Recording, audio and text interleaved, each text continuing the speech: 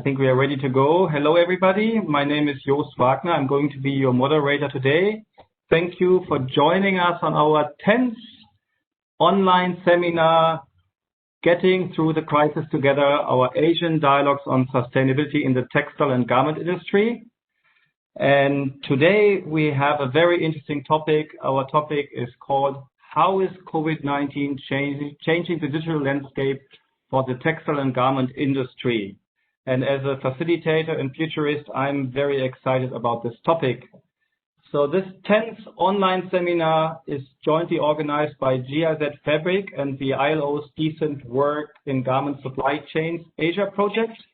And today we're going to hear about two digital solutions, one related to workplace training and one to chemical management. As well, we will hear from a manufacturer on how they use digital tools. So before I tell you something more, I would like to hand over to the representatives of our hosting organizations. We have with us today Ms. Alexandra Behns, the coordinator for regional cooperation of GIZ Fabric. She's based in Beijing, and also Mr. David Williams, the project manager of the ILO Decent Work in the Garment Sector Supply Chains in Asia project, and he's based in Bangkok. And I will hand over first to Alexandra Behns. Thank you very much, Jost, and good afternoon, everybody from Beijing, China. My name is Alexandra Behns, and I would like to welcome you all on behalf of GIZ, the German Agency for International Cooperation and Development, and in particular on behalf of our Fabric project. Fabric is a regional project that GIZ implements on behalf of BMZ, the German Ministry for Economic Cooperation and Development. And we are working in 6 countries in Asia, in Bangladesh, Pakistan, Cambodia, Myanmar, Vietnam, and China. And as I told you, it's a regional project, so our focus is very much on regional learning, regional knowledge exchange, and regional cooperation. One of our regional partners is the STAR network, a network of 9 producer associations from 6 countries, and I'm very glad to also see some of them on the participant list today, so a very warm welcome also to you. Now, I told you we are a regional project, and we are focusing on regional exchange. And one way of doing so in the past has been a conference series that we set up, which is called the Asian Dialogues for Sustainability.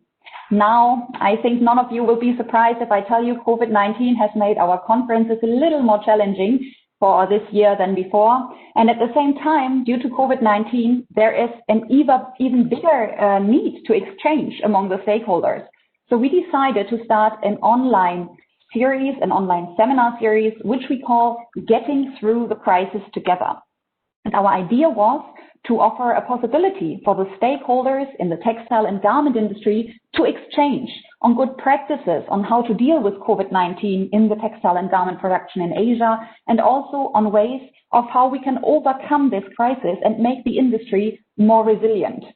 Now, today, as Jost told you, is already our 10th online seminar, and I'm very excited about today's topic because actually in the previous seminars, the topic of digitalization came up again and again, both as a solution, as a challenge, with different aspects. And when we were talking about this seminar today, we were looking at different ways. How can you break down digitalization so that it fits in a 90-minute slot, which is quite challenging because I think we could probably fill 10 online seminars on digitalization only. But I'm quite glad that we found a good focus today by looking at the digital tools. And with our speakers today, we have Lars and Sophie, who are going to tell us more about digital tools they provide.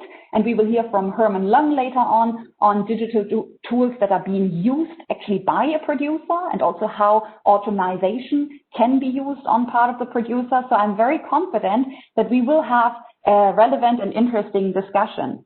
And as I told you, both the Fabric project, but also this seminar series are very much focused on collaboration. How can we all work together better?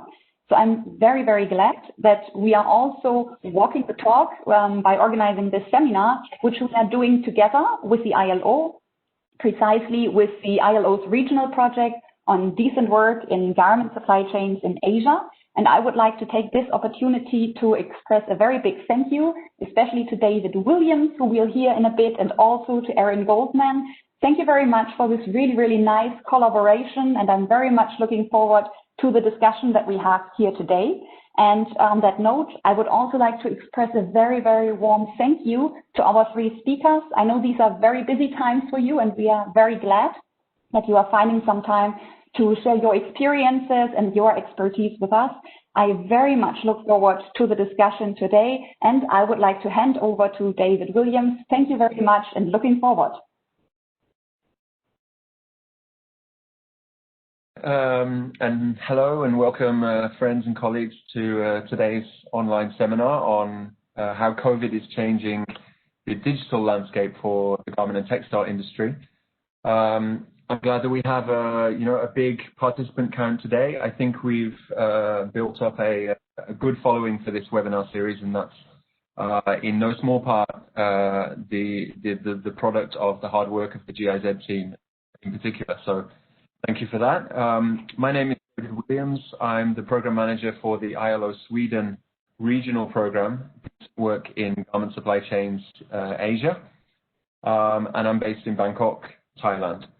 As Alexandra mentioned, today's event is the 10th in the virtual GIZ series, Asian Dialogues on Sustainability, and it's the fourth to be jointly convened by GIZ and ILO, and as part of what is now I think a blossoming partnership in the garment sector between our two agencies.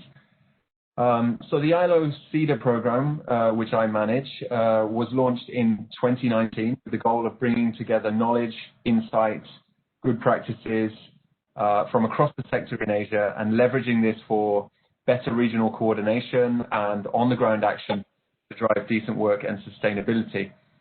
The project itself works across South and Southeast Asia, and we focus on four main areas of action: social dialogue and industrial relations, gender equality, productivity, and environmental sustainability.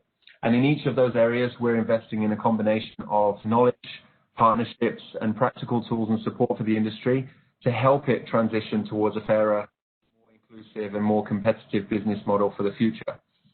So today's topic on the role of digital in sustainability is really important, and particularly so as it comes at a time when many of our traditional and established ways of working are being challenged like never before. Digitalization itself has been a growing trend for a number of years. We've seen it across a number of elements in the sector. But I think, in particular, the speed and the severity of the current crisis has really focused minds on the role of digital tools and digital transitions. And I think some of these things will be making a relatively quick and potentially permanent change to the way that we think about and the way that we do sustainability in the years to come. For sure, technology and digital tools bring with it both opportunities and challenges. And I think this is perhaps even more true in a sector that relies so heavily on physical human endeavor to fuel its economic engine. So I think this is why it's really important to bring together the stakeholders, the frontline stakeholders in the garment industry, to understand their realities and to build common solutions. This is why we're really happy as the ILO to be working with GIZ and partnering with them on this online seminar series. So I think on that note, I will hand over to our moderator and say thank you again to GIZ and Alexandra in particular for the partnership, and let's kick this discussion off and have an interesting chat. David, thank you very much, Alexandra. So let's talk a little bit about what's happening today, so you have an idea what we are going to do in the next 80 minutes. So you just heard the introductory remarks from our hosting organizations. I will say in a minute something about the house rules and how you can engage. We're going to have a short thematic introduction by Dr. Stephen Frost. Usually we have Dr. Stephen as a commentator at the end. Today we asked him actually also to frame a little bit our conversation. And then I will introduce you to our three panelists or dialogue partners. And you heard already from Alexandra that we have very interesting colleagues here with us today. And last but not least, we're going to engage with you, and hopefully we get a lot of questions from you and also comments. finally, we will actually hear some reflections again by Dr. Stephen, and we have our infamous exit poll. So that's ahead of us. And maybe let's see who is joining us today. I think we have a slide here, and I have to make it a little bit bigger for myself so I can actually see it. So you see that we have a lot of people logging in from different parts of the world, and if they're not using a VPN, some people must be quite having a problem with insomnia, because it's 7% from the United States, so it must be in the middle of the night. That's very nice. And also, as you can see, we have people from all kinds of organization, including manufacturing groups and factories. So, and that's a group we really want to engage in a dialogue with. So thank you very much for joining us today. So maybe a few words how we are going to run the webinar. This is listening in mode only. So unfortunately, our attendees can't unmute themselves. So you're muted at all times. The online seminar is recorded. So if you feel like that you have to leave early, or you want to share the conversation with someone, you will have access to a link later, and you can share the link in the usual social media channels. Then last but not least, the chat box, as I mentioned before, the chat box is sometimes a little bit more difficult to find. You can actually write comments there, as well as the questions. For the comments, we highly encourage you to write qualitative comments there. So if you have some insights, some reflections, do not hesitate to write that into the chat box. However, all the questions will be there as well, and I have two colleagues who will help me later to bundle these questions so that we can address the most interesting ones once I have spoken a little bit with our panelists. And at the end, don't forget to write the name of the person you have a question for. Sometimes it's probably evident, but however, sometimes it's good to know to whom the question is addressed. So I'm looking forward to some very interesting and enriching conversations today, so I'm very excited. However, we have a small poll for you. Actually, these are two questions, and this poll will be live for a few minutes. So my colleague Lisa will actually show this poll now, and should pop up somewhere, maybe on the left or right side of your screen. You have a little bit of time to answer them. One is actually a question, how we are doing in relation to our key theme, getting through the crisis together. And the second question is actually, what do you think about the effects of digital tools for sustainability in the textile and garment industry? And so you can actually give more than one answer. So you might want to reflect about it a little bit.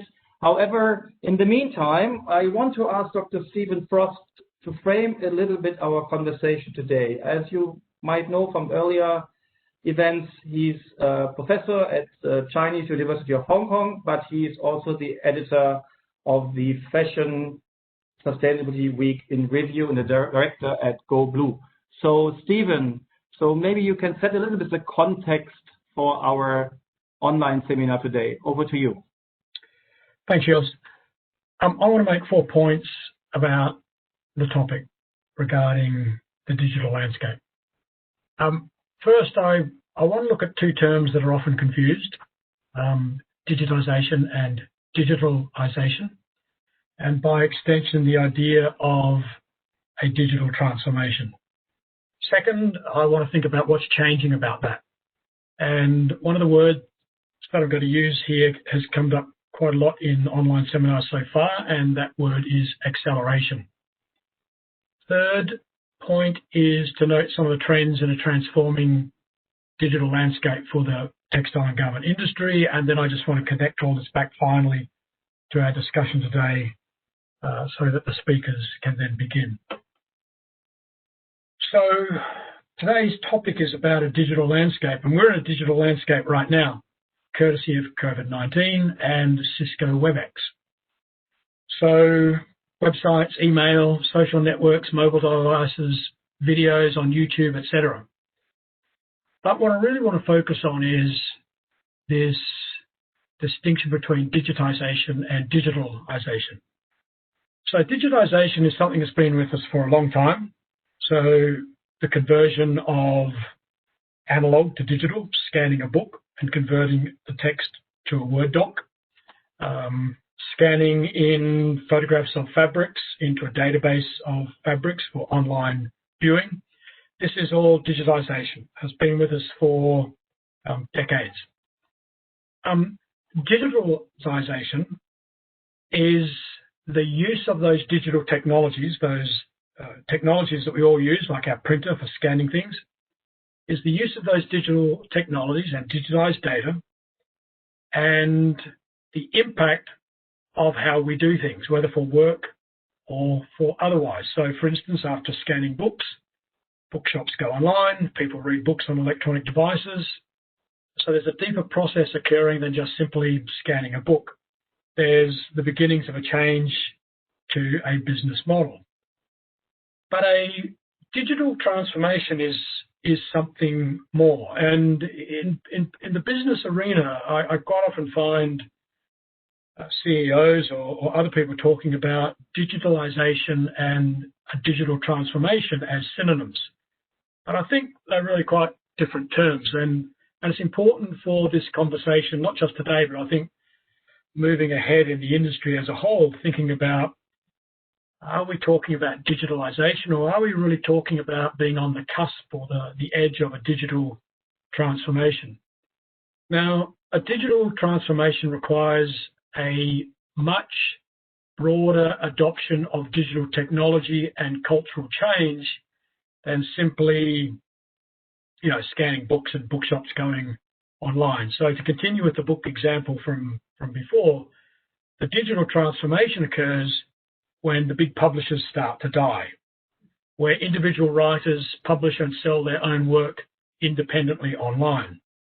Literary criticism starts to fundamentally alter because there's no longer gatekeepers telling us what the great books are, and so on and so forth. This is a digital transformation, and for the business community, a digital transformation must involve a fundamental change to the entire business model. We've seen that in parts of the industry with online shopping, and coronavirus has certainly accelerated that. So this is not just an academic point between digitalization, digitalization and digital transformation, but it's something that I think is worth considering with what's happening in the textile and garment industry right now and what this will lead to. Is this going to go forward, or is, after coronavirus, do we go back to the way things were? So this brings me to my second point, which is what we are seeing in the industry today. I remember back in 2017, there was a study from the MIT's Sloan School of Management, and it came to the following conclusion. So it was a global study of business organizations, and they found that 25% of the organizations had transformed into digital businesses. 41% of those surveyed were on some sort of transformative journey. So they're on the pathway to transforming into digital businesses. But at the tail end, there were 34%, still quite a large number, right? 34% who invested, and I quote, more time talking about the trend than they did acting upon it. And what I think you're going to see today is that's not the case when it comes to the tools that we're looking at. But I do wonder about the industry in general. There's been a lot of talk, for example, about blockchain. For the last couple of years, it's hard to move without hearing something about blockchain. But I do wonder how much of it is going ahead and how much of it is just talk. So that study was in 2017. And I was very interested then to see the Microsoft CEO, Satya Nadella, back in April, who stated, we've seen 2 years worth of digital transformation in the last 2 months. In other words, coronavirus has accelerated some things that we've been seeing in the pipeline, but this stuff has all of a sudden come on with a bang, which probably means we're seeing more action and less talk, as a result of coronavirus. But once again, are we on the edge of a digital transformation in the industry in general with digital tools? Where does that lead to? So this leads me to the third point I want to make, which is something that's been regularly mentioned in these online seminars, and that is that coronavirus has accelerated digitalization and digital trends. So whether it's brands or producers, quite a few of the speakers have already said that they've got initiatives in place, whether it be for brands and tech companies pushing ahead with things like digital fitting rooms, runways going online versus the physical runway, or a mix of those two things, brands ramping up online sales platforms, so on and so forth. There's numerous kinds of initiatives out there. At the producer level, we've seen this acceleration of initiatives in payment for workers digitally, such as in Bangladesh. That would be a long-standing project that had been working its way forward, and then coronavirus hit, and then all of a sudden it seemed much more urgent, and with a rush, digital payments started to be made on a much larger scale. And we've heard this from in this series of talks from producers who have purchased software, high-definition cameras, other digital equipment to remain competitive during coronavirus, so they can film samples to show buyers online, fabric collections going online with ways of showing samples and so on and so forth. So a lot of what we are talking about is not necessarily new, and you'll discover this when you start hearing from the speakers today. But the main point is about acceleration. Things have come on very quickly. Now, from the Microsoft CEO's perspective, Mr. Nadella, we've seen 2 years transformation in 2 months. Well, maybe for Microsoft, in the areas in which they work. But I saw recently companies like Microsoft and IBM teaming up with companies in the fashion industry, doing quite interesting things over labeling and so on and so forth. And then the final point, which I want to finish on, is, well, where does all this leave us with the sustainability discussion, which is part of what we want to talk about today. Digitization versus digitalization versus a real digital transformation. This is the kind of thing I think that it's important for us to talk about. The landscape is certainly changing. Where that leads us now, I think, is one of the really, really interesting questions to be discussed. Important for the industry to collectively discuss, and I'm looking forward to hearing from all 3 speakers today talk about these digital and sustainability solutions. Thank you very much, and back to you, Joost. Thank you very much, Dr. Stephen, for this introductory remarks. And before I introduce now our 3 panelists, I just wanted to take a look at the poll results with you.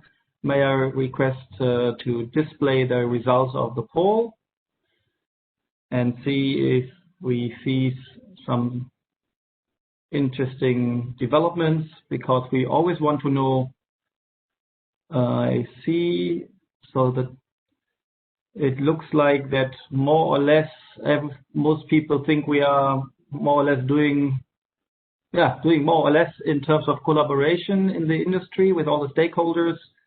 And it seems to me that most people think that the digitalization or digital transformation, I think most people answered that it's becoming, in terms of sustainability, digital transformation can be quicker and can be more inclusive through the application of maybe digital apps or digital solutions. So thank you very much, Lisa. So let's talk with our guests, and I would like to introduce you to the 3 guests we have today, and I will talk with them. I will interview them one by one. So with us today, we have Mrs. Sophie Nordström.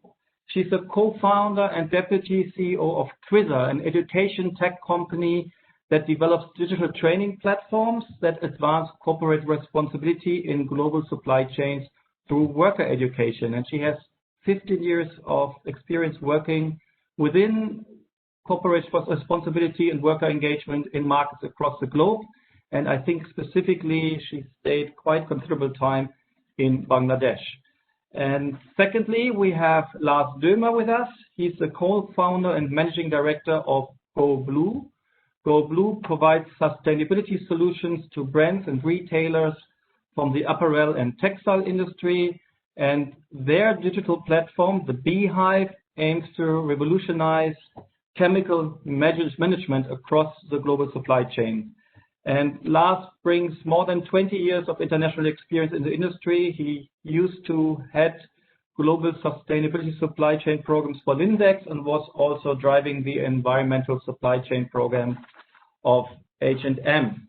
And last but not least, for the second time with us, he was actually our one of our speakers on our first Asian Dialogue, Mr. Herman Leung. He's the head of operations at Dakota Garment Group. Dakota is a one-stop solution in garment design and manufacturing company with facilities in China, in Cambodia, in Myanmar. For more than 10 years, Herman has been responsible for leading the group through different transitions, positioning Dakota with technology and high efficiency in the fashion industry. And I think over the years, he has continued to explore disruptive changes to the group, such as collaborating with the university on using big data. And we heard already Dr. Stephen talking about it, about blockchain and big data, to pursue smart AI decisions in the supply chain. So welcome back, Herman, on our online seminar series. But let me start with Sophie Nordström. So I mentioned Quizzer. So maybe before we go a little bit deeper in a conversation, could you please introduce Quizzer to the audience and maybe also elaborate a little bit about how Quizzer is transforming worker engagement and well-being, especially now during COVID-19. Sophie, over to you. Very much. And first of all, I just want to say thank you for inviting me to this seminar. I'm very excited to be here together with all these experts from different digital ends, in the spectra in the world right now. Of course, this is something that is extremely much on the agenda right now. Digital is the go-to. We can see that right now by just sitting here at this seminar and not being, flying all over the world to join a seminar together. So I'm Sophie Nordström and one of the founders of Quizzer. And we like to look at ourselves as EdTech pioneers in social sustainability. So what we do, we provide digital training solutions to stakeholders in global supply chains, focusing on trainings for workers, middle managers and managers in factories around the globe on topics like employment rights and responsibilities, workplace safety, dialogue, gender equality, etc. We work with global brands, but also with several organizations whom some are in the room here today, such as ILO Better Work in Bangladesh, for example, we work with. And I want to sort of reiterate what you said earlier about collaborations, that collaboration is key to be able to actually transform the industry and to change mindsets in global supply chains and at the factory floor. So with our digital training solutions, we build knowledge on important topics for people in order to be able to create real change. And we believe that with building awareness and knowledge within each and everyone in a company, whether it's the factory floor or whether it's any company in the world, is the way forward. Because if you share knowledge, you can also start talking about it. So we want to create an atmosphere and a platform to be able to, with that shared knowledge, solve problems. We want to be able to empower workers and the middle managers on the factory floor with knowledge and with a language so that they can speak about their problems and solve their problems before they become huge. We also, because it's a digital tool, of course, we're able to provide measurability.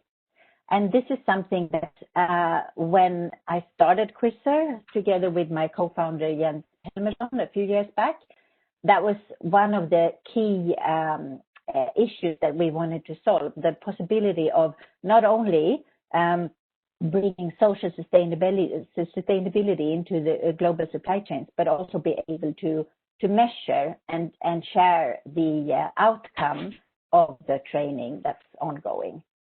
So with Quizzer, there's the digital tool that can be available on, or the digital training that's available on different kinds of tools, for example, on touchscreen tabs or on smartphones.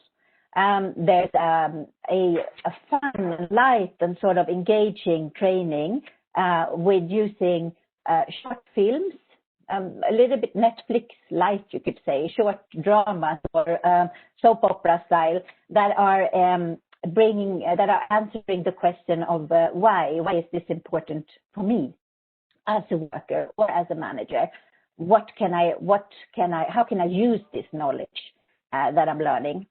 And we're also then adding interactive quizzes into the training method so that you not only watch films, but you also use your brain, you discuss with your peers, you answer questions.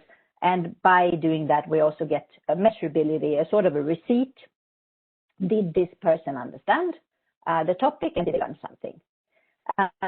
So, of course, being digital at the back end of it all, there's a dashboard and there's a possibility for the brand that works with us or the organization that works with us or the factory themselves to follow up on the trainings and to be able to, in a structured way, plan the training in the factory and also follow up and see, okay, what was the outcome and what should I do as a next step? The content that we produce is always, and the method that is used is always the end user in mind. So when we started looking at how to provide digital training tools to workers in factories, we had a lot of ideas. We wanted to gamify, with different kinds of features and so on, but decided after having tested it in factories that, okay, we need to simplify this. So the end user is always in mind when we develop any kind of training. So currently, almost 800,000 training sessions have been completed within around 500 factories in the world. And our main markets are right now China and Bangladesh. But we're also moving into countries such as Thailand, we're in Egypt soon, we're going to be in Taiwan in a little bit, and so on. Yes, I think that's all from my end right now. Thank you very much, Sophie. I mean, when you started Quizzer in 2013, right? I mean, then you were a first mover, right? You were probably the first one who came up with some kind of education tag for workers in the garment and textile industry. So can you describe a little bit about how this journey started and the obstacles in a few sentences? Because I think when you are the first mover, that's always a little bit difficult, right? Yes, you're right. You're absolutely right. So we started in 2013, and as I said earlier, we wanted to be able to not only provide something engaging when it comes to training, but also be able to provide measurability. And both me and my co-founder, we had a network within especially the RMG sector in Bangladesh and in Asia.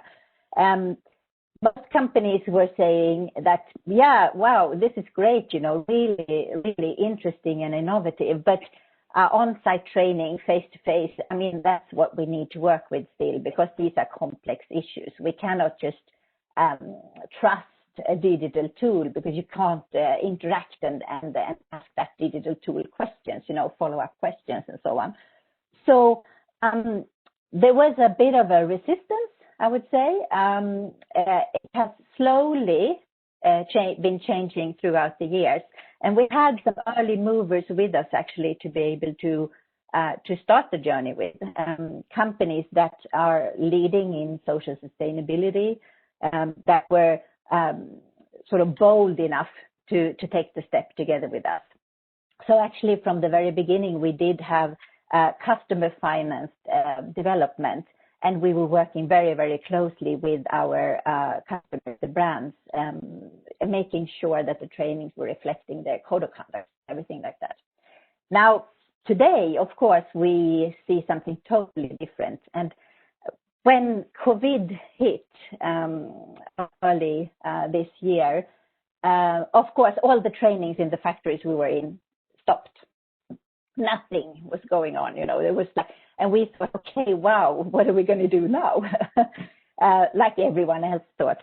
But we made a few rapid actions just to ensure that the training would get out there.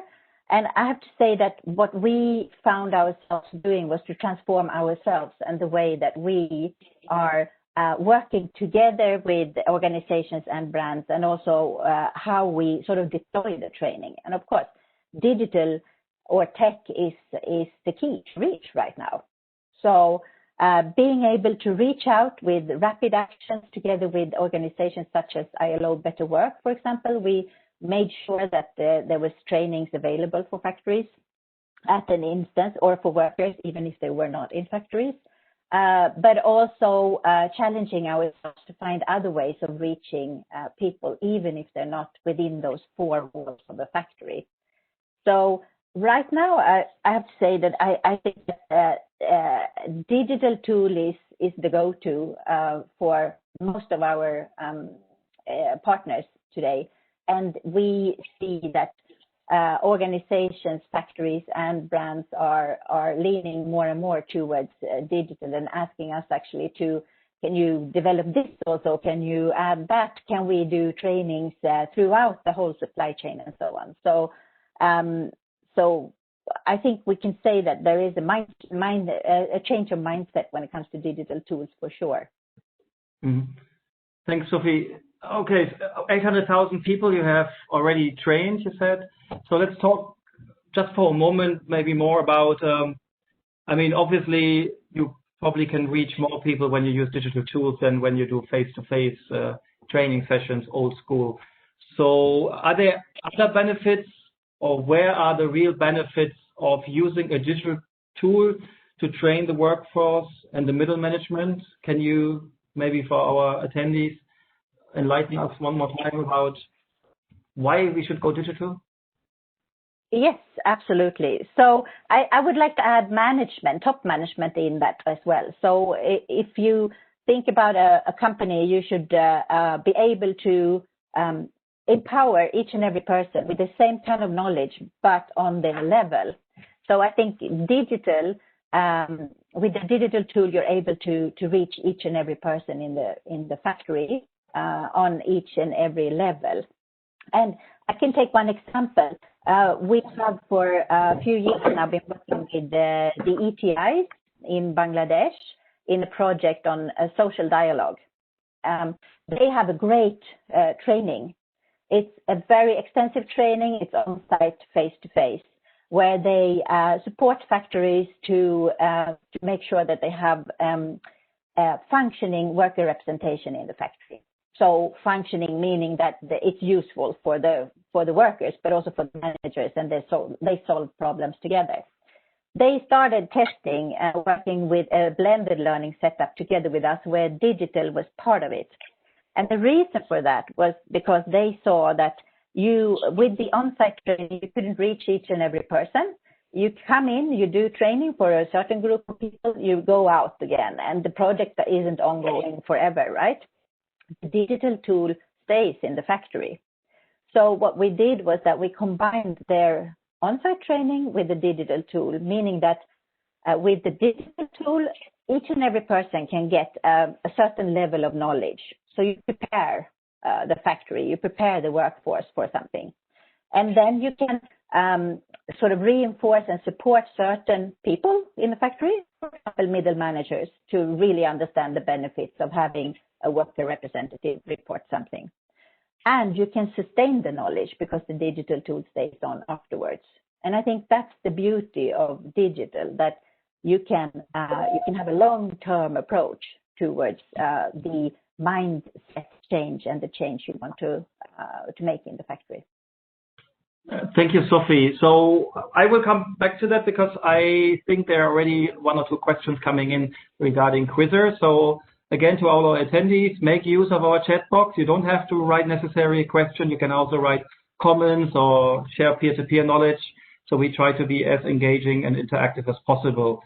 So let me go over to Lars Dömer. And as you have heard, Go Blue has come up with an app called Beehive. And I understand that Beehive is bringing transparency and better safety standards to chemical management in the textile and garment manufacturing by digitizing chemical inventories. And again, thanks to Dr. Stephen Frost, who explained the three terms we are using sometimes interchangeably, but they are not really the same. So Lars, I think you also brought 2 or 3 slides to illustrate. So give us a little bit the look and feel about the app, and tell us a little bit about why transparency and safety are more important post-COVID-19, and how does it fit into wider sustainability plans for brands as well as for manufacturers. So 2 questions in 1. So please introduce a little bit the Beehive, and then I have already given you the first question. Thanks, Lars. Over to you. Thank you, Joost, and thanks a lot for having us. Very excited to be here. So before I tell how it works, let me explain a little bit how everything started and why we developed the Beehive. So in 2016 and 17, we worked for our brand and retail customer with around 200 mills reviewing their chemical inventory. And that means lists where factories have to write down what chemicals they use and if they comply with requirement, and add information about health and safety standards and so on. These are quite complex information that they need to gather. And our job was to review them and also to understand if the chemicals comply with the customer requirements. And even we had already some experience, but what we very quickly realized is that almost all of these documents were either incomplete, not correct, or outdated. And because these are individual people, they had very often not the knowledge, they didn't have the time, the resources to maintain all these inventories, and also they had access or problems to have access to the right information to understand if the chemicals they use in the factory comply with the customer requirements. And of course, and one of the biggest issues in all kind of management is a lack of routines. What we've seen, sometimes we got the information about the chemicals, but then we realized, okay, that had nothing to do with the reality on the ground anymore. They were so outdated because they never maintained it. And of course, whenever you involve humans, which is also quite normal, you have human errors. So all the situation was quite difficult to see that they were really struggling. And it was, you could say, okay, that's maybe for your clients, but when we talk to organizations like SSC, the HIC, they confirmed the same, that the chemical inventory, which is a requirement of the FEM, is one of the lowest performing. So we could really see that this is an industry challenge. And why is that so important is chemicals have a huge impact on people, on the environment, on the communities, and of course also on consumers who are wearing the clothes that are produced with these chemicals. So we need to address this really very urgently. And that's why we came up with the idea of the Beehive. So basically from that experience, what factories need and what brands need, we developed the Beehive. So if you go to the next. So you might laugh now, but we got inspired by an app for wine. Yeah, correct, for wine. There was an app for wine called Vivino, where you take a picture of a wine bottle and you get a lot of information about the wine. And then we thought, okay, why can't we do the same for chemicals? So addressing two needs for factories and for retailers. So for factories, through an app, like with the Vivino app, the person doesn't need to gather all the information by himself. He just uses the app, take a picture of the chemical container with a name, and gets all the information to create the chemical inventory. But also for brands and retailers, and they normally don't have really the full transparency about the chemicals that are used in the supply chain. So we wanted to really develop a tool where a brand or retailer could see every individual chemical that is used in their supply chain and understand immediately if that complies with their requirements. So that is really the solution from the challenge that we have understood to understand the needs and then developing an IT platform with an app that solves this problem. Okay, so how does it work? And very quickly, if you go to the next one. So it's really, you download an app, and then you open the app, you have different input methods, but what I mentioned is the scan function. You take a picture of a chemical container, and it reads the name and matches with our database of 80,000 chemical products and sees if it's matching. And after scanning your chemicals in the factory, you upload that, you log in, and you have a complete overview about the attributes of those chemicals and understand immediately if you can use it or you have to stop using it, phasing out, and if that complies with your customer requirements. So what we did, a process that normally would take 3, 6, 9 months and even not perfect then, we digitized it and made it simple and easy to use for people who are working on the factory floor, that they don't need specific knowledge. And this is how we achieved a new level of transparency. So to your question, so even before COVID-19, the knowledge that the industry had about chemicals used in the supply chain or chemical practice in the supply chain was very poor. It was basically a black box, and to a large extent it still is. So, but even now with COVID there, with limited resources, limited to access to factories, the challenge is even bigger. So there is a need for digital solutions or digital tools that brings the transparency that has not been there before, and it's now even more difficult. So we really see the need for tools that create the transparency, but also the knowledge about the chemicals used in the supply chain, so people can make conscious decisions and they know what they can use and what they can't use. And as probably most of you have read and heard in the last 6 months, brands and retailers have even more ambitious goals now, but they need data. And also Sophie mentioned that we need to measure progress. But to measure progress, you need high quality of data. So the data quality is really critical, and this is what we try to solve also, because before, brand and retailers, they got a lot of information, but also because sometimes lack of knowledge, they didn't know if the quality was good or bad, if the data were right or wrong. So we really need to improve the data quality. And then also the third one, which is very important, how to integrate the data into systems that brands and retailers are using, but also factories. So integration of data into different systems. So that's how I see how it supports the industry goals on overall sustainability. Thanks, Lars, for the introduction into the beehive. Actually, I still wonder why it's called beehive. I haven't figured it out. But in our pre-discussion, you told me you have more than 300 factories using the tool now. So, I mean, you must have received a lot of feedback, insights, some learnings. Can you share a little bit what your learnings or your insights are so far? Yes, and by now we have already 380. So I think that is also what Sophie mentioned. Of course, demand for digital tools has increased in the last couple of months, and our tool has benefited from it. So 380 factories using it.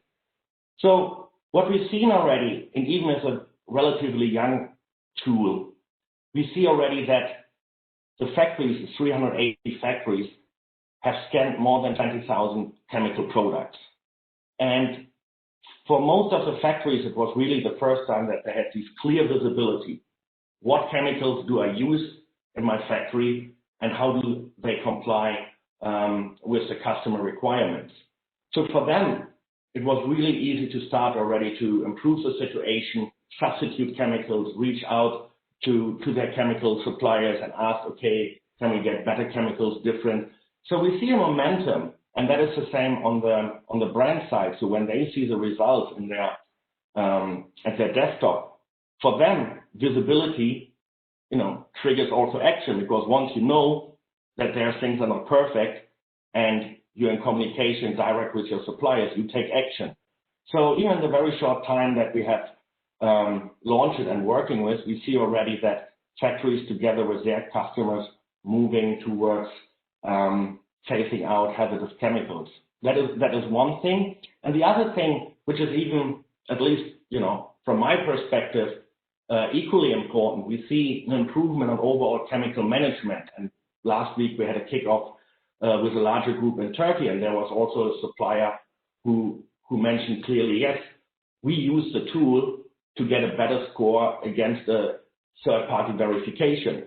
That could be Text 100 step, these environmental standards. So we see that we're also lifting up, or we can support the factories in lifting up the overall chemical management. So I think these are two things. We see better performance on chemicals and overall chemical management in the factories. Okay, maybe a last short question to you for the moment. So I think you were also one of the first movers, or you were the first mover with managing chemicals, I think, I understand. And you also told me that there are now other competitors, and you said that's good. So probably you can also have reflected where the journey is going. So where do you see the future of sustainability tools in the industry? I mean, digital sustainability tools, obviously, and probably especially in the environmental area, because I guess that's your area of expertise, but also in general, maybe. Okay. Yes. So yeah, maybe we're one of the first one, but I think we were the first one who connected that really to a smartphone app. So I think that was the one where we were the first. We always had some kind of digital chemical inventory tools, but really bring it to the user, and also what Sophie meant, bring it close to the user. I think probably we were the first one. But to answer your question, I think where I see the future is really moving out from a silo into integration with systems. So digital tools need to be much better integrated with systems that they use in the factory, like ERP systems or other systems, HR systems, whatever you. And at the same time, also with business partners upstream and downstream, brands using PLM systems. So how to integrate digital tools with your stakeholders and partners so that you can make much better use of this data. And that is probably the second step where I see the future is making use of data, because only digital tools and collecting data is not always driving change. We also have to make much better use of that. And I think the future that I see is also that brands, maybe also factories using this data are for benchmarking, but also Stephen mentioned it, for consumer communication. So I think we need to utilize the data and bring it really there where we want to communicate it, and that's probably then make use of it probably on a product level. Thank you very much, Lars, and I think I see questions also coming in for you, so we're going to come back to you. So maybe let's engage with our last panelist here, and welcome back Herman Lüng from Dakota. And I got to know him. He's someone who I think who lives digital transformation. He loves to maybe try out new things. So thanks for coming back, Herman. And I wanted to ask you where and how does digital tools feature in your sustainability plans, and has anything changed for you since COVID-19? And especially, are there certain things you can't do amid the pandemic that digital tools can support?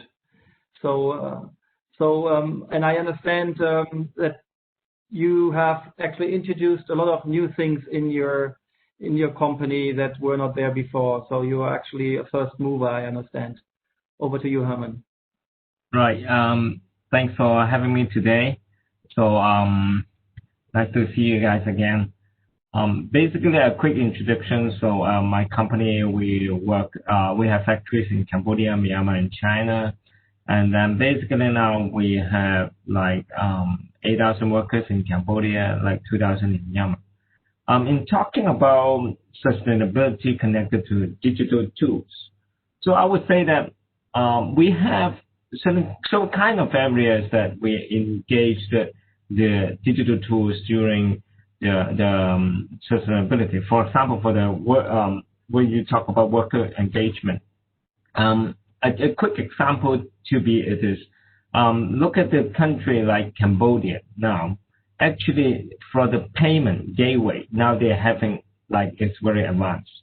They have a tool called Wing. So that is basically like WeChat in China, like Alipay in China as well. So that is the payment gateway Wing in Cambodia. So in these few years, I think they have been developed like 5 to 6 years again now. And now it developed to every workers. They got most likely the government subsidized payment through this automobile paying system for their smartphone. And then it accelerated a lot during the pandemic as well. And you might notice that government paying some subsidies for the workers during the COVID-19, and they all pay via this system. And we can pay this through this system as well. And then we help the workers to set up their ATM card. So as you might not believe that there was a massive handling of cash at the normal factories. But we were one of the pioneers that set up the ATM machines inside the factories and let the workers to get what we can the digital payment. So now we also even though having in the cell phones by Wing as well.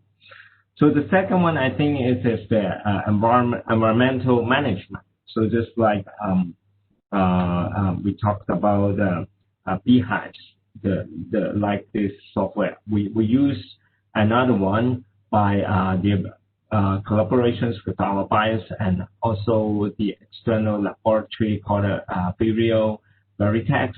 So that the tools is called a BVE3. So this also taking the same methodologies that we upload the chemical inventory list to online together with the third parties audit. Then they can know that our buyers through this transparency know so much about what chemicals we are using, and then how we can handle these kind of chemicals and monthly consumptions.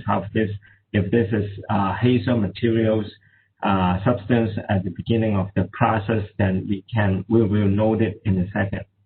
Then this also bring us our transparency. Just Lars Stormer talk about this. I think we share the same kind of methodologies at the beginning. And then there are more tools that we use during this sustainability. For example, like the Global Recycle Standard, organic cotton, better cotton initiatives, and all these. Well, that all our materials. For example, the cotton source we came from the supply chain, and then we need to all upload this information online, and eventually buyer will see all this material blockchain throughout our productions, where this cotton came from, who were the people producing this throughout the process, and then these all goes to online.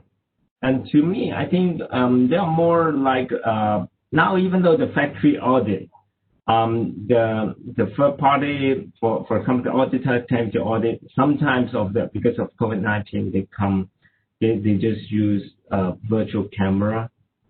We bring the camera throughout the factories to have audit, and also even sometimes for the production, there's for the quality checking. And to me, I think even before COVID-19, these digital tools were used already. And then now, like I think at the beginning, Dr. Stevens said that it's all about accelerations. It's all about accelerations of the manufacturers or even all the people. Now we're using more and more these tools because of COVID. And then we think about it that is to me, it's more like using these digital tools like a time machine that we can travel very fast. So now we don't have to fly over to the place to have meetings, and then we know to do the things exactly by the next second.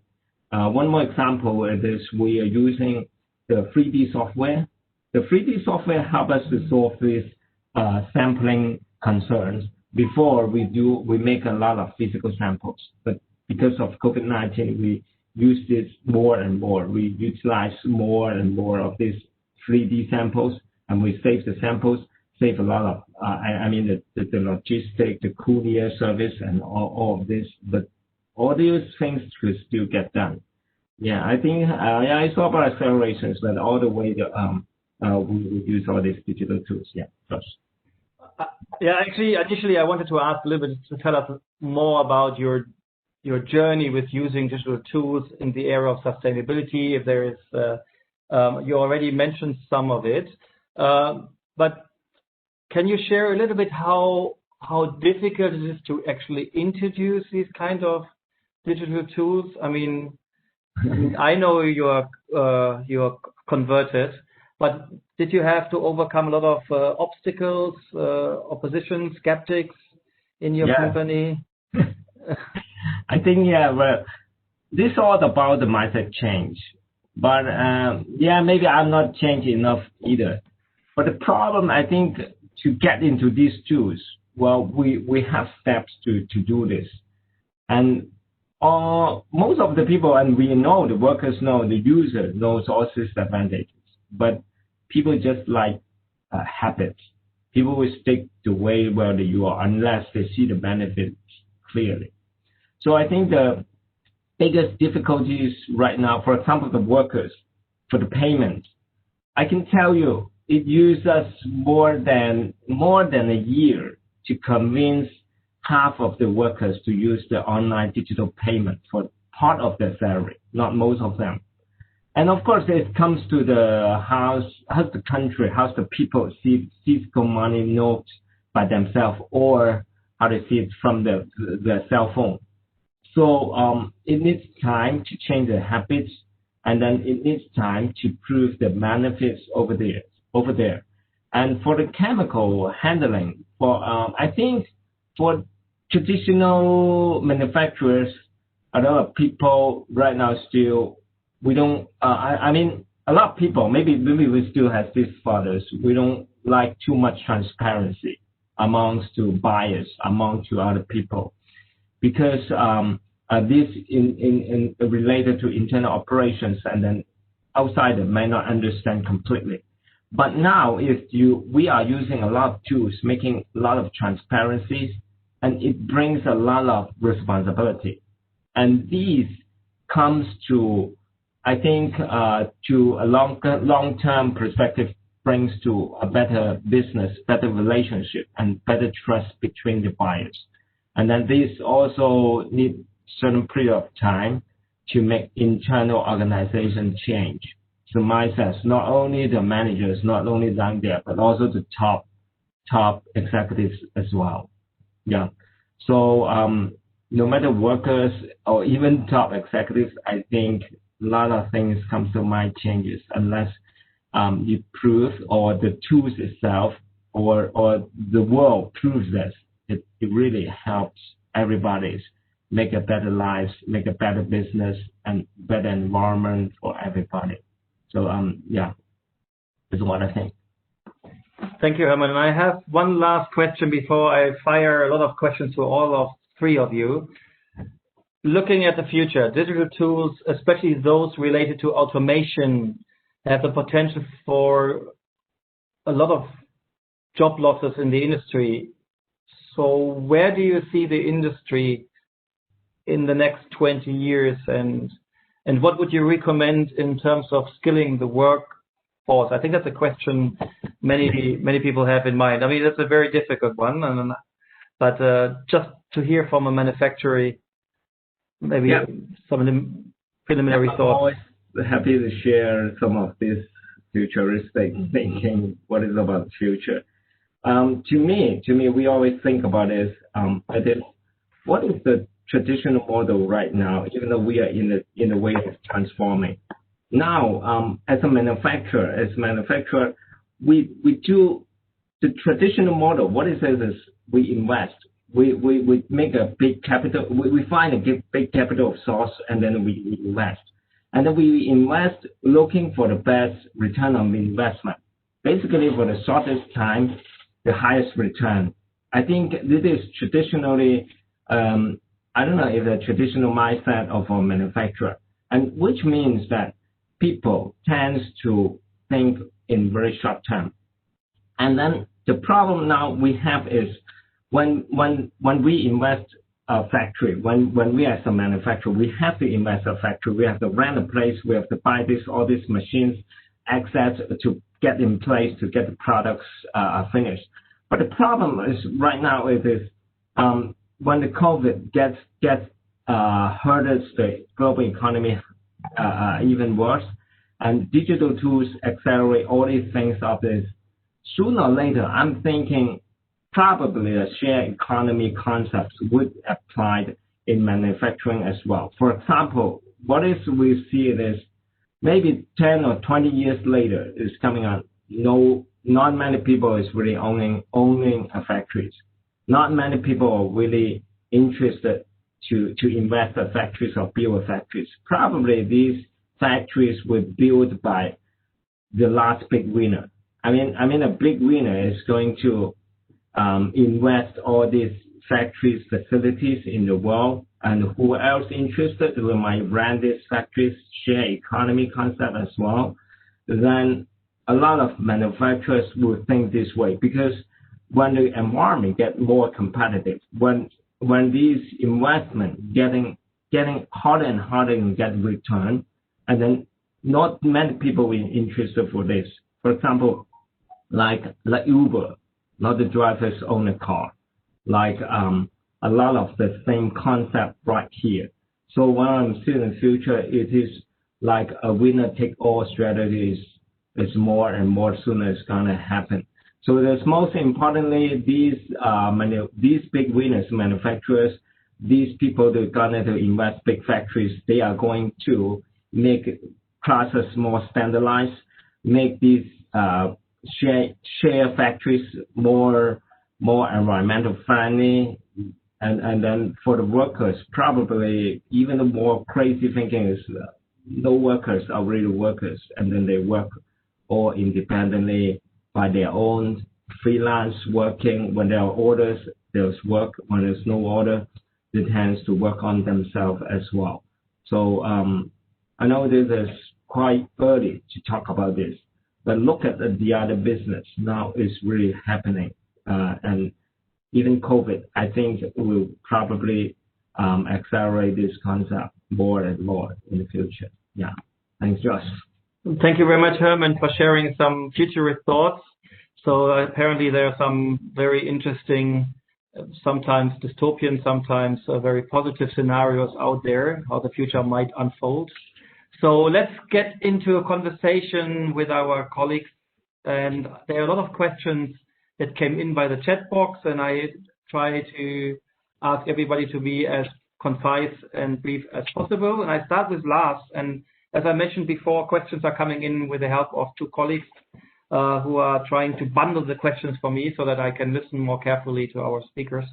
So Lars, in the Beehive app, also linking chemical products to the current status, as well as updates on occupational health and safety requirements for workers hang on, I have to read it one more time. Is Beehive app also linking chemical products to the current status as well as updates on occupational health and safety requirements for workers handling specific chemicals? Okay. Sorry. Yes, I think I understand the question. Yeah, it's not a fun topic sometimes. So basically, our database provides for 30–40% of the chemicals that we have in our database, these data.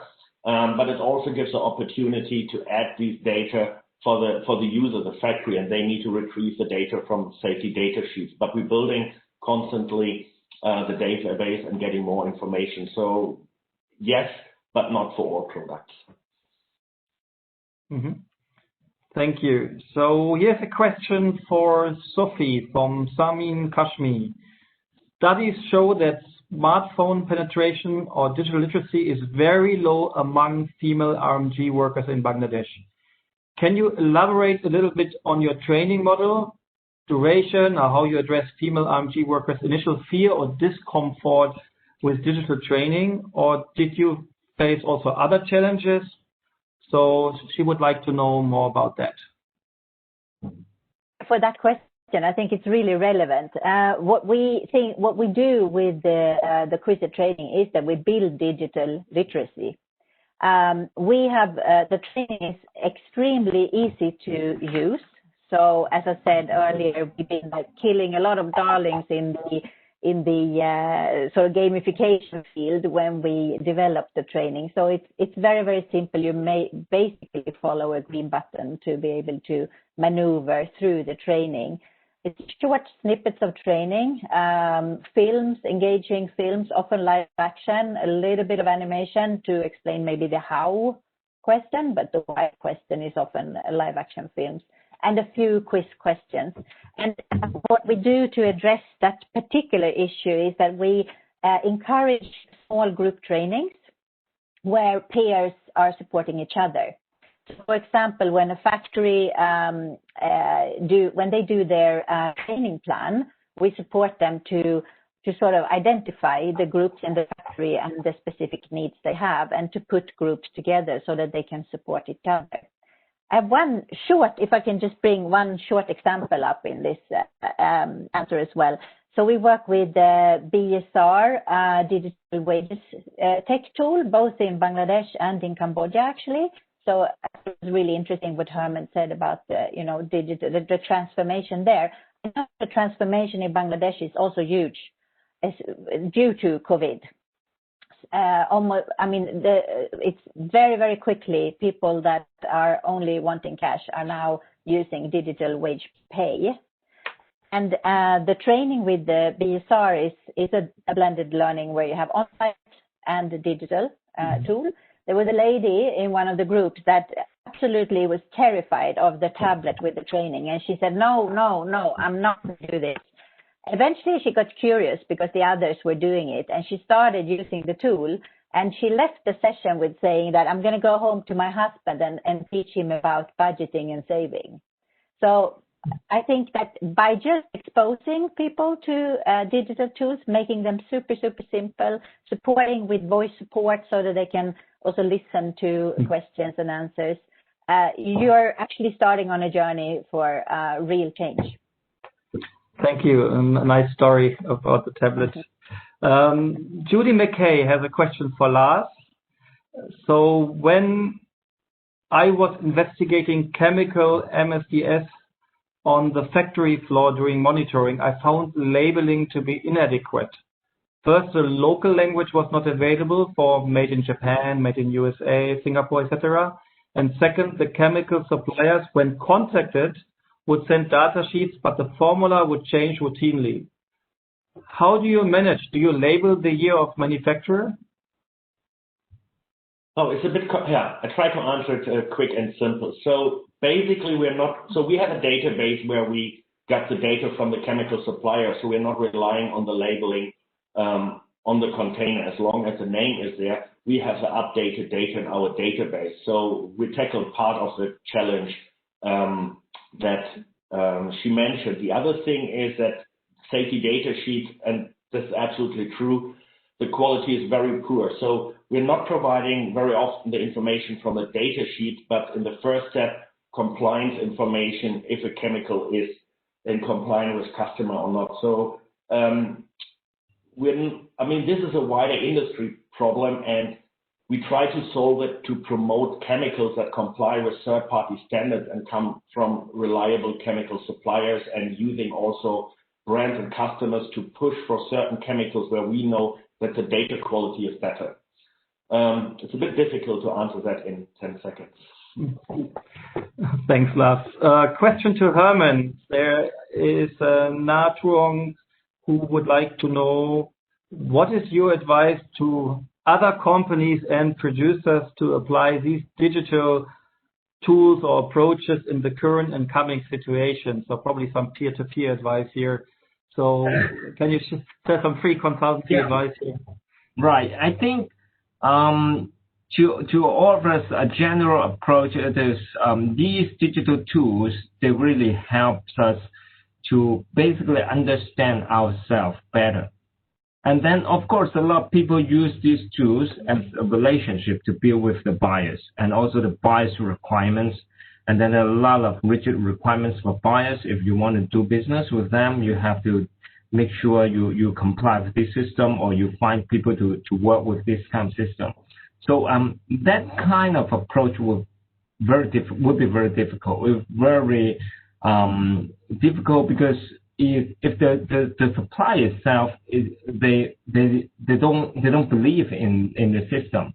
So I think the most important thing it is during COVID-19, or we have to look at ourselves as what help us to stay still. Is to survive in the market in the first. And the second, I think it's very important that is we do think about sustainability in long term. Of course, we all think about short-term interest, but the long-term benefit in right here, we can use these kind of tools, the reporting tools, making you more transparent, helping workers get payment as early as possible, and have a virtual factory audits to get more trust for your buyers. And I think these all helps. But the thing is, we have to in place with our team, the IT team, the tech teams, or your sustainability team of your officer, to get them know how to use this kind of system. I think these are like a very fundamental things to build up your team's capability at the fundamental using digitally, no matter in regarding sustainability or in the business way as well. It is, I think it's a must skills for that. And I'm also very interested to answer one more question is the people are asking what kind of system should we have? What is the best system? How can if the customer is not using this system, how can we do with that? I think we also find if we have 10 brands have different kind of chemical management system online, and then your team may have to deal with 10 kind of system. That is very suffering. We also having the same problem with that. But I think the way it is, we have to turn a manufacturer perspective from passive to active right now. That means it is when your buyers is starting to making their sustainability strategy annually every year, then we better have to make sure our voice is heard. We have to talk to the buyers directly, talk to their sustainability directly. A lot of people, manufacturers always, no offense, we're laid off because sustainability is not a priority concerns for most of the manufacturers. Well, we understand that because we're going to manufacture things. But the thing is, if our voice is not heard, and then different brands have different thinking, and then they're using different tools, and then they never know which one is the best tools. And then because we know ourselves the best, we know, and if we use more tools, we know which one is the best. And then we have to actively do these initiatives to suggest to the brands, to talk to them, to convince them. Because I would believe that communications and then tell the brands, tell tell your buyers truly what helps you to produce things to help you regarding these systems are the best way to solve this. And all these systems have their own advantage. And then just I think nothing is the best one. The best one is to understand the bias, but take these steps firstly, and then you get benefits, I think, earlier. Right. I think, Herman, you're truly a futurist. You anticipated the question coming before I said it, because Catherine Nasser wanted to know, do you find that the brands approve with the systems you have? Usually there is demand on which project and systems they want suppliers to use, and it can differ from brand to brand, right? Yeah. So how do you find the collaboration among your buyers in regard to sustainability? Yeah, I think this is what it is, and then an example that is we're planning to install solar systems, and maybe different buyers, they want different kind of solar system software. They want to know your carbon emissions online, and then there are a lot of software online in the market. And then if you only listen to the buyers that say they want this system, he wants that system, that will create a lot of workloads to a team and thus create resistance to me internally for implementations. And then we have to work with the buyers, with the brands, and saying this is the best one, and show them the benefits, show them the procedure, show them the transparency. I think most of the buyers, they really understand this and more completely than the choice is just on you. And I would believe this is, yeah. So we have only a few minutes left, so maybe a question to all of you. Herman partly already answered that, but never mind. How do we take advantage of digital innovations while also not preventing a tool fatigue or tools deployed in a top-down way on factories? Imagine if a factory has 10 different brands, each demanding a different digital sustainability toolkit. Maybe I can ask all three of you, Herman maybe the last, Sophie maybe first, then Lars, and then Herman. I think it really makes sense to ask that question. And I mean, it's all about alignment, and here Herman talking about, the different brands that are requiring different systems for different things. So if I could be a bit futuristic or wish here, I would wish for alignment so that the brands, the organizations also that are supporting the brands, as well as the brands, they need to come together and decide that it's okay if a factory uses this system as long as the outcome is what we want to achieve and so on. And I have myself a real life experience from factories in Bangladesh where they say, hey, we have 10 different trainings coming from 10 different brands addressing exactly the same thing, but they won't accept the other training. So we can't add one more. So my wish is, and my sort of like, what I would like to say is that we need to trust each other. We need to build alignment and trust in the different systems that are out there. Thank you, Sophie. Or training. Yeah. Thank you. Thanks very much. Lars, any thoughts on that? Yeah, but maybe nothing really new. I think what Sophie said and before Herman is very true. I would like to only make very quick statements. So I think the blame is to take on both parts, on the supplier and also on the brand side, that we have so many different system or perceived requirements. I think what Herman said, I think what we would like to see is also that the factories are more proactive and not only waiting until it's finally a requirement by a brand or somebody else, because I think that can have huge impact. Brands starting to implement systems that provide data, information to the goals of the brand, I think finally brands will be much more open, but we need to see that also the factory suppliers need to take responsibility and not only waiting until somebody tells them what to do. And I feel this is at least part of the solution. Thank you. Herman, last 1 minute. I will totally agree with Lars and Sophie that we need to be more active. be transparent and be honest to speak what we need, because I mean, as a manufacturer perspective, we are the one we know ourselves very well.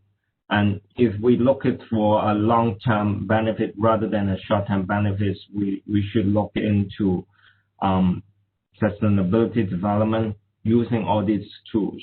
And digitalizations is accelerations for us to do things, but you can do it even negatively or positively. So we need to think about the real way, the right way to do this. And as long as I think COVID could still last for some while, but the habit we are changing, the problem we are discovering through this COVID-19, and then using these digital tools, I think probably to me it's a more positive future for us. Yeah. So thank you so much, Sophie, Lars, Herman. I see still more questions there, and some are even talking about collaboration or exploring things. So maybe you three of you want to have a look at the chat box. Before I hand over back to Dr. Stephen for some very short concluding remarks, and I just wanted to remind you that in a moment you will see actually our final poll, exit poll. We request you to take the time and go quickly through it, because as you have heard, we have different funding organizations, the German government, the Swedish government. So we would like to know from you the answers to a few questions. So I also wanted to mention before I hand back to Stephen that there is another online seminar coming up, the 11th one on November 24th. We will show you the slide. So just in case you have to rush out, or I think it's coming right now. And yes, just take note of that. And take a bookmark, November 24th, 1 year COVID-19, how are we getting through the crisis? And last but not least, I hand over to Dr. Stephen to do some final reflections for us to wrap up today's online seminar. Stephen. Thank you. Isn't it interesting that we end up in a discussion on the future of digital and potential digital transformation, talking about the same issues that we were talking about over 20 years ago with audit fatigue. And I wrote down here, digital fatigue. I was fascinated to listen to Herman and then, Sophie talk about this as well, that multiple brands requiring multiple digital solutions, leading to producers being in the same situation as they were, as auditing started to take off, with brands requiring a whole range of specific criteria that were different from other brands, and leading to so-called audit fatigue. And interesting then that everything comes back to communication. And I think Herman, once again, just absolutely on the money. One of the things I said in my intro was that a digital transformation is more about people than about digital technology. And it's easy to forget that. And I think Herman and Sophie really brought us back to, at the end of the day, digital transformation or not, but certainly just, even just digitization. Communication is still key. Humans are still central to the process. And, two people talked about mindset change. And I find myself, as I get older and, giving lectures in the business school, I talk more and more about mindset change to younger students. This is one of the greatest challenges in business, whether it's digital transformation or whatever.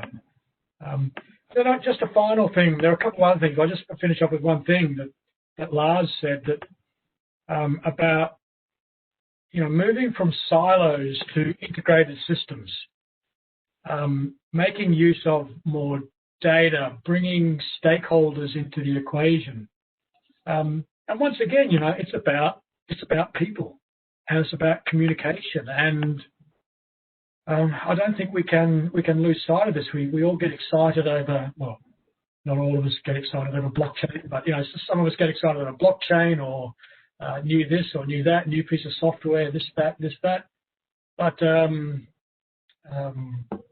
we've got to bring people along with us, and I think that's one of the things that really stood out for me today. The more things change, the more they stay the same.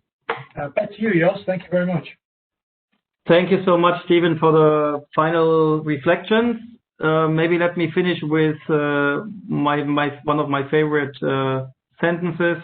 So if you want to know the future, you have to create it. It's a very common quote from futurists, and I like to use rather, if you want to have a sustainable future, you have to create it together. And I understand that this is very important, that all stakeholders in the textile and garment industry have to collaborate to create maybe the future we want. And I really appreciate this, Herman's scenarios, and I think that's also a very interesting topic for future online seminars to look a little bit ahead 10, 20 years from now.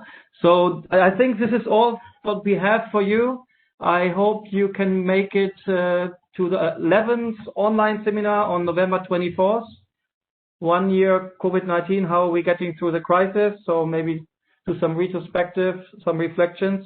On behalf of the organizers, GIZ Fabric and the ILO, we thank you for your time. Stay safe, stay healthy, stay hopefully positive. And one more time, thank you very much to Herman Lung, Sophie, and Lars for sharing their time with us, sharing their thoughts, and have a good lunch or good evening, depending where you're logging in from.